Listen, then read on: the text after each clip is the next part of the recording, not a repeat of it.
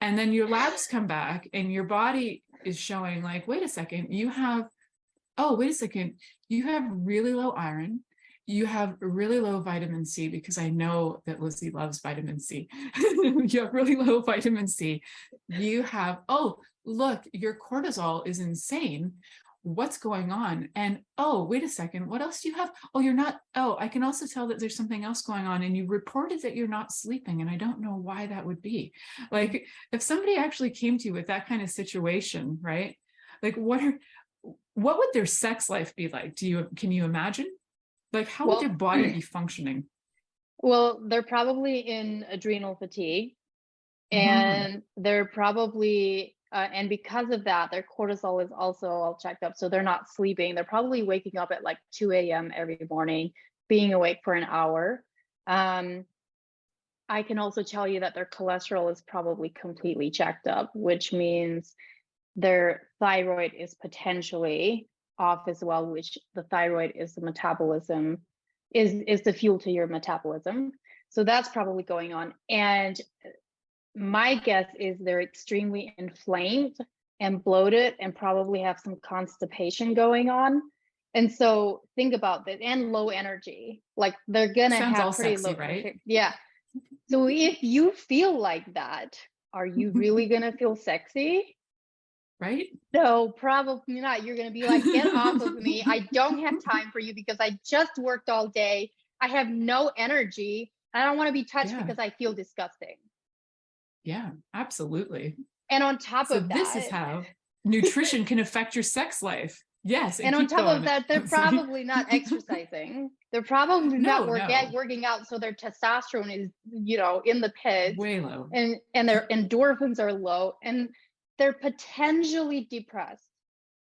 Potentially, yes. Potentially. More than likely. Potentially. More than likely. The odds are really high. I like that you said potentially. The chances are really high that there's some depression. We're laughing about this, but this is really common. This is like probably like the most common scenario of like people that I come across. So that's why I kind of like throwing it out there.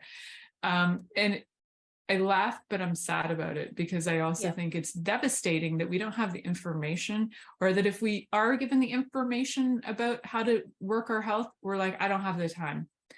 And I think one of the things that I hear from most people is, it sounds like so much work, when I'm like, these are some key things you could just change in your daily life. Like, I'm not asking you to become a new person and start a new religion.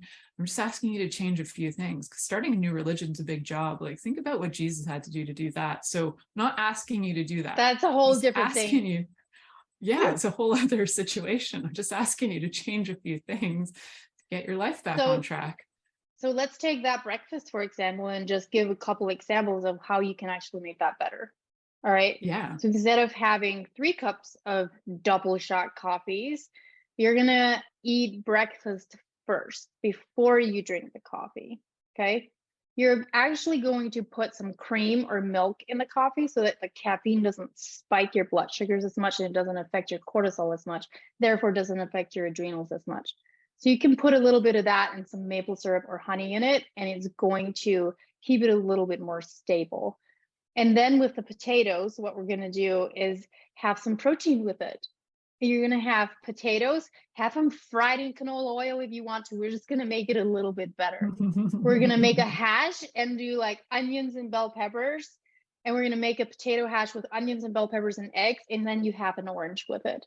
That's it. And sometimes if it sounds overwhelming, what you need to do is go, okay, let's look at what I'm already doing, and how can I just change 2 things that is going to make it better. And that's where you start, because what I tell my clients is, you can't get to step 10 if you cannot do step 1.